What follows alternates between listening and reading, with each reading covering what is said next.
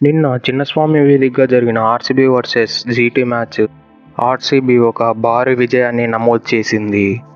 ఈ విక్టరీ వాళ్లకు వరుసగా మూడో విక్టరీ. వాళ్ళు కంబ్యాక్ చేసిన తర్వాత ఇది వరుసగా మూడో విక్టరీ.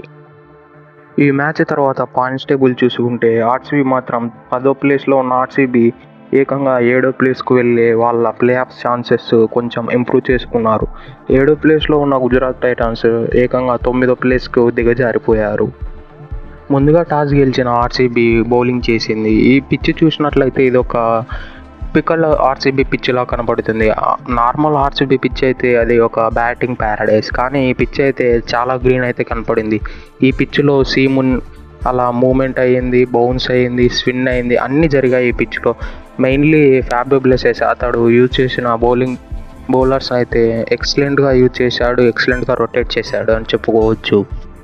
అది ఎంతలా అంటే ఫస్ట్ ఓవర్ వేసిన స్వప్నిల్ సింగ్ ఓవర్ మొత్తం ఒకే రన్ ఇచ్చిన అతడు ఒక్క ఓవర్తోనే ఆగిపోయాడు. ఆ తర్వాత ఫ్యాబ్ డు ప్లెసిస్ కొంచెం బౌన్స్ చూడడంతో ఏకంగా గ్రీన్తో 4 ఓవర్లు వేయించేశాడు. సిరాజ్తో మంచి బౌలింగ్ చేయించాడు. జీటీ బ్యాటింగ్ విషయానికి వస్తే వాళ్ళు ఇనీషియల్గా చాలా తడబడ్డారు. ఫస్ట్ ఓవర్లోనే ఒక రన్ రావడంతో వాళ్ళ మీద స్కోర్ ప్రెజర్ అనేది మీద పడింది. శుభ్మన్ గిల్ కూడా ఆ ప్రెజర్తో ఈ టూ మెనీ షాట్స్ ఆడాడు. ఒక బాల్కి ఒక వృద్ధిమాన్ సాహాకి అయితే ఒక ఎక్సలెంట్ బాల్ వేసి మొహమ్మద్ సిరాజ్ అవుట్ చేశాడు. శుభ్మన్ గిల్ని కూడా మొహమ్మద్ సిరాజ్ అవుట్ చేశాడు. మొహమ్మద్ సిరాజ్ ఇలా బౌలింగ్ వేయడం చూస్తుంటే చాలా ఆనందంగా అనిపిస్తుంది. ఓవరాల్గా పవర్ ప్లే స్కోర్ చూస్తే జీటీకి one of the lowest score in history. 23 రన్లకే 3 వికెట్లు కోల్పోయారు పవర్ ప్లేలో. ఆ తర్వాత వచ్చిన సాయి సుదర్శన్ కూడా చాలా తడబడ్డాడు. ఎంతలా తడబడ్డాడంటే 14 బాళ్లలో కేవలం 6 రన్లు మాత్రమే కొట్టాడు. ఇతడు last match RCB versus GT జరిగినప్పుడు 84 రన్లు కొట్టాడు. ఇతడు చాలా తడబడ్డాడు.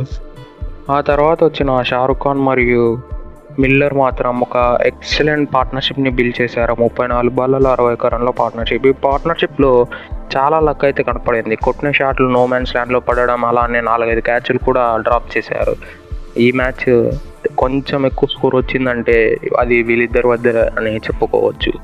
ఒకవేళ వీళ్ళిద్దరు కూడా లాస్ట్ 5 ఓవర్స్ వరకు ఉండింటే వీళ్ళు డెఫినెట్లీ ఒక 170, 180 స్కోర్ని అయితే డెఫినెట్లీ పుటప్ చేసేవాళ్ళు. ఒకవేళ 170, 180 పుటప్ చేసింటే ఆర్సీబీ గెలిచడానికి కూడా చాలా ఇబ్బంది పడేది. ఇక ఆర్సీబీ బౌలింగ్ విషయానికి వస్తే ప్రతి బౌలర్ ఆన్ ద టాప్లో ఉన్నాడు. యష్ దయాల్ అయితే 4 ఓవర్లు వేసి 21 రన్లు ఇచ్చి 2 ఇంపార్టెంట్ వికెట్లు తీశాడు. అది తీసింది ఒక వికెట్ రషీద్ ఖాన్ని. ఇంకోరు వైశాఖ్ విజయ్ కుమార్ అయితే ఒక ఎక్సలెంట్ బౌలింగ్ చేశాడు, అలానే ఎక్సలెంట్ ఫీల్డింగ్ కూడా చేశాడు. ఇతడు చాలా మంచి బౌలింగ్ చేశాడు, అలానే ఫీల్డింగ్ కూడా. రాహుల్ త్రిపాఠి క్యాచ్ పట్టింది అయితే ఒక మైండ్ బ్లోయింగ్ క్యాచ్ అది. ఇక కరణ్ శర్మ విషయానికి వస్తే వేసిన 3 ఓవర్లలో 42 రన్లు ఇచ్చాడు, కానీ ఒక ఇంపార్టెంట్ వికెట్ తీసి పెట్టాడు, అతడు డేవిడ్ మిల్లర్. మొహమ్మద్ సిరాజ్ విషయానికి వస్తే 4 ఓవర్లలో 29 రన్లు ఇచ్చి 2 వికెట్లు తీసి పెట్టాడు, అది కూడా పవర్ ప్లేలోనే. ఇక లాస్ట్ 5 ఓవర్స్లో రాహుల్ తివేటియా మరియు రషీద్ ఖాన్ కలిపి 29 బాళ్లలో 44 రన్లు బిల్డ్ చేశారు. 147 రన్లతో చేజింగ్కి దిగిన ఆర్సీబీ మాత్రం ఒక అద్భుతమైన స్టార్ట్ అయితే అందించారు ఓపెనర్స్ ఇద్దరు. పవర్ ప్లేలోనే ఏకంగా 92 రన్లు కొట్టారు. అందులో ఫ్యాబ్ డు ప్లెసిస్ అయితే ఫుల్ డామినేషన్. అతడు 64 రన్లు కొట్టాడు. ఒక ఆర్సీబీ ప్లేయర్ ఇదే highest individual score in power play. Second highest 15 కూడా పూర్తి చేశాడు ఫ్యాబ్ డు ప్లెసిస్. ఫస్ట్ అయితే క్రిస్ గేల్ 17 బాళ్లలో కొట్టాడు. ఫ్యాబ్ డు ప్లెసిస్ అయితే 18 బాళ్లలో కొట్టాడు. ఫ్యాబ్ డు ప్లెసిస్కి సపోర్ట్గా ఆడిన విరాట్ కోహ్లీ కూడా ఒక అద్భుతమైన బ్యాటింగ్ చేశాడు. మనం టిపికల్ విరాట్ కోహ్లీని అయితే నిన్న చూసాం. అసలు అతడి పైన ఉండే స్ట్రైక్ రేట్ విమర్శలన్నీ కొట్టిపడేశాడని చెప్పుకోవచ్చు. వీళ్ళు 6 ఓవర్లలో 90 రన్లకు ఒక వికెట్ కోల్పోతే మిగతా రన్లు కొట్టడానికి ఏకంగా 5 వికెట్లు కోల్పోయారు. వరుసగా వికెట్లు పడిపోయాయి. ఫ్యాబ్ డు ప్లెసిస్ పడిన తర్వాత జోష్ వాట్లిటిల్ అయితే 4 ఓవర్లలో 4 వికెట్లు అందించాడు.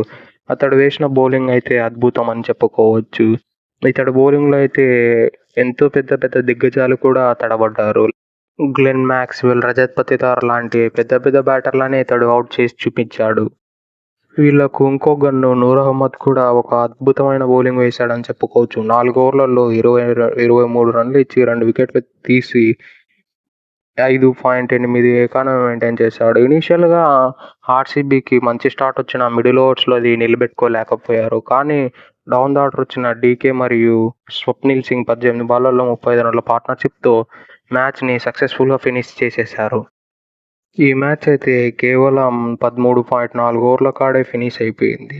7 ఓవర్లకు 100 రన్లు కొడితే మిగతా 47 రన్లు రావడానికి 7.4 ఓవర్లు తీసుకున్నారు.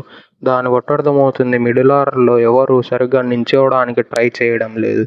అందరూ హిట్టింగ్కే వెళ్ళిపోతున్నారు. ఇక ఆర్సీబీ ఫీల్డింగ్ విషయానికి వస్తే వాళ్ళు ఆన్ ద టాప్ ఉన్నారు. అసలు విరాట్ కోహ్లీ ఆ రన్అట్ చూస్తే మైండ్ బ్లోయింగ్. అసలు 27 సెకండ్స్లో పికప్ చేసి అన్బ్యాలెన్స్డ్ త్రో, అది కూడా విజిబిలిటీ సరిగ్గా ఉండదు, బ్యాట్ అడ్డు వస్తాడు స్టంప్స్కు. ఆ సిచ్యువేషన్లో స్టంప్స్ను బ్రేక్ చేశాడంటే అది ఒక మిరాకిల్ అని చెప్పుకోవచ్చు. అది విరాట్ కోహ్లీ తప్ప ఇంకో ఏ ఫీల్డర్ చేయలేడు. ఆర్సీబీ టోటల్ ఫీల్డింగ్ విషయానికి వస్తే 1-2 క్యాచ్లు ఏమో డ్రాప్ చేశారు, కానీ మిగతాది రన్స్ కూడా గ్రౌండ్ ఫీల్డింగ్ కూడా ఎక్సలెంట్గా చేశారు ఆర్సీబీ. ఈ ఇంటెంట్ కూడా వాళ్ళు ఇనీషియల్గా చూపించినట్లయితే డెఫినెట్లీ వాళ్ళు ఇప్పుడు ఆన్ ద టాప్ ఉండేవారు.